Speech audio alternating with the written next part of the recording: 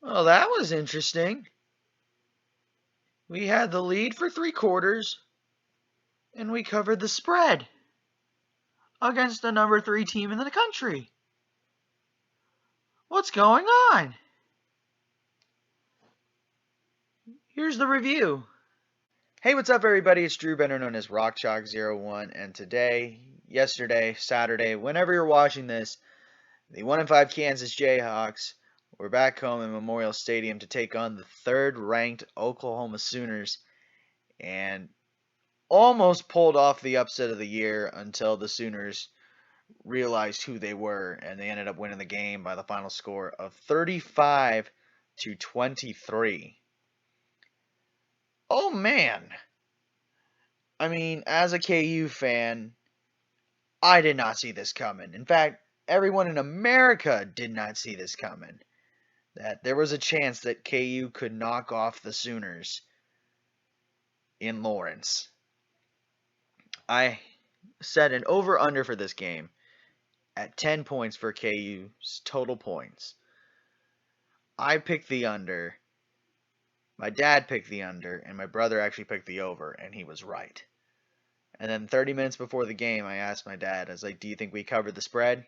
He said no. Well, KU covered the spread.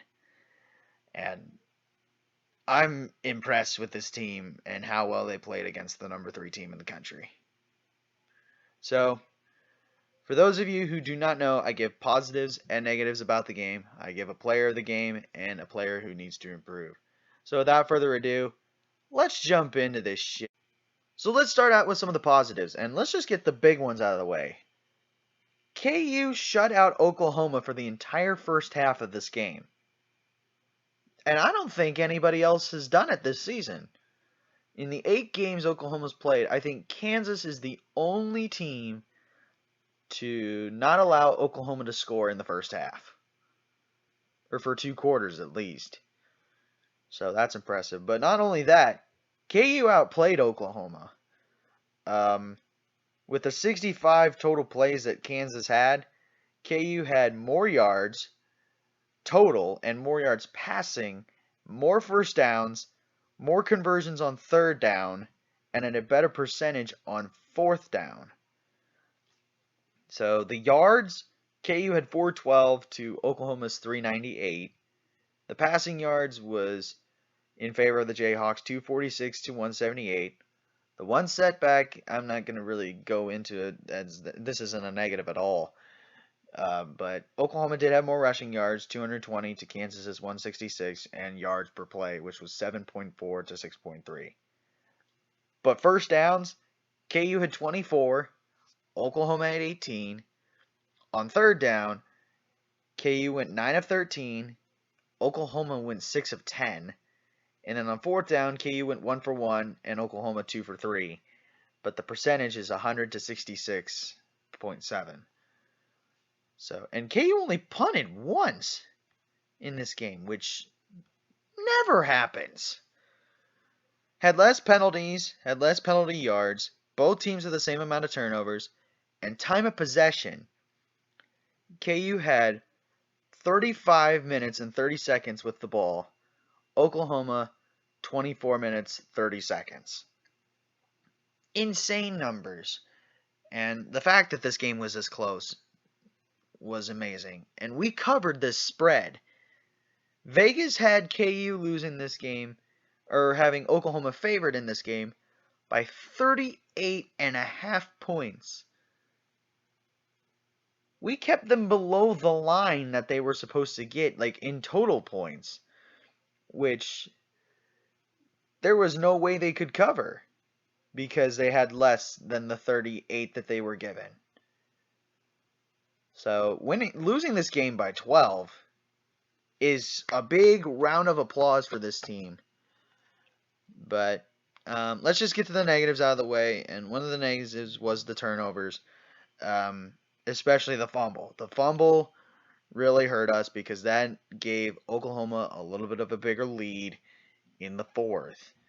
Because they had the lead 21-17. We were driving, got past midfield, and then we fumbled the ball, and Oklahoma got it back, and then they scored on that next possession. And the big thing that's going to be on my mind as the negative is, my God, the officiating uh, in the fourth kind of gave Oklahoma the game. 4th and 1, he gets stopped, and then Casey Williams takes the ball. They should have blown it dead. They should have blown that play dead.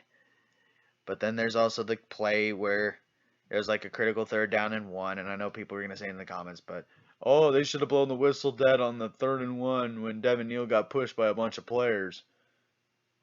This one, his momentum took him back, and honestly, if it were me, if they called it that he was short and the forward handoff didn't count, there's a good chance Oklahoma or Kansas would have scored, and honestly would have given the Jayhawks a lead of some sort.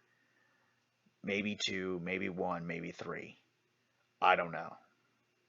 But KU would have had the lead with maybe like a minute left. And it's going to sting, but, you know, KU, that's the only negatives that I have is the fumble and then the handoff on 4th and 1. That's it. Other than that, I can't be more thrilled with this team. So those are my positives and negatives. You know, I'm going to flat out say this. I'm going to start with the players who need to improve, and that's honestly no one. I think we played almost a near perfect game in this situation against the number 3 team in the nation. So, players who need to improve? No one. But the player of the game, it is very, very tough. I mean, shoot.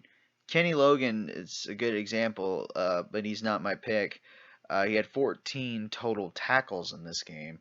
Kyron Johnson had that huge sack earlier in the game to, stop Oklahoma's first drive. Also, Ricky Thomas had an interception in this game, but also I could have gave it to the offensive side of the ball with Luke Grimm for 3 catches and 50 yards and a touchdown. Lawrence Arnold had 4 catches for 73. Could have gave it to Kwame Lassiter, 7 catches for 101 yards. Also could have gave it to the quarterback, Jason Bean. Had a very good game. 17 to 23 for 246, a touchdown, no interceptions, and also 14 carries for 59 yards. But I am going to give the player of the game to Devin Neal. His second 100-yard rushing game of the season. 23 carries, 100 yards, and 2 scores. He was the one who gave Kansas the lead on the first one, and he gave Kansas its last lead of the game in the third, making the score 17-7. So, on Devin Neal, he's going to be a stud, and I think he's got a good future at Kansas. So, my player of the game is Devin Neal. Player who needs to improve? No one. And that is going to do it for my review of KU versus Oklahoma. Again, the final score, Oklahoma 35, Kansas 23. Leave a like, comment, share, and subscribe, and push that notification bell to tell your friends about these videos. And I'm actually going to set a goal for the end of the year. If we can get the 100 subscribers by the end of the year, that would be amazing. But we're getting closer. We're 38 away. Hopefully that happens. But the next time I do another KU review will be next week as the Jayhawks head to Stillwater, Oklahoma to take on, right now, they are currently the number 8 team in the country, but they fell to Iowa State this week, so I don't know what they're going to be ranked, but it will be against the Pokes in Stillwater. But until then, have a good day. Never ever bring exotic dancers to the field house, and I'll catch you on the flip side. Peace.